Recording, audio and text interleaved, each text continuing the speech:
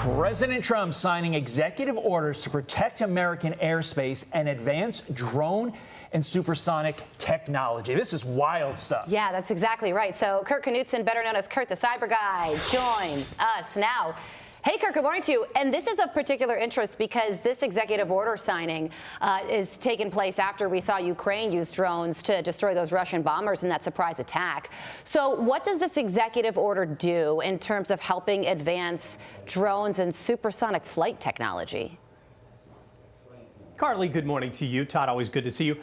Every year, I go to that Consumer Electronics Show and I show you the future of things like drones that'll deliver stuff to our house, drones that'll protect us, and then those things called eVTOLs, or electric vertical takeoff and landing technology that's there that will promise that you could be getting on some sort of a giant drone kind of contraption and delivered to the airport and never miss a flight again.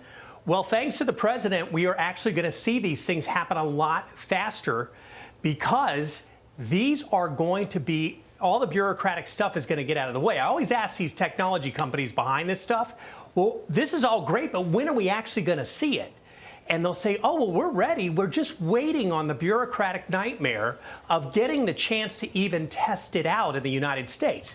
Well, so the president's recognized that and now is greenlighting the ability for a lot of technology innovation in this space, including our security here in the country, which has been desperately behind.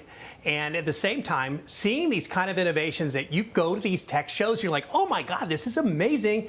When do we actually get to see it? Well, I think the president has figured out, oh, I think I can do like this, and then it's going to happen a lot faster.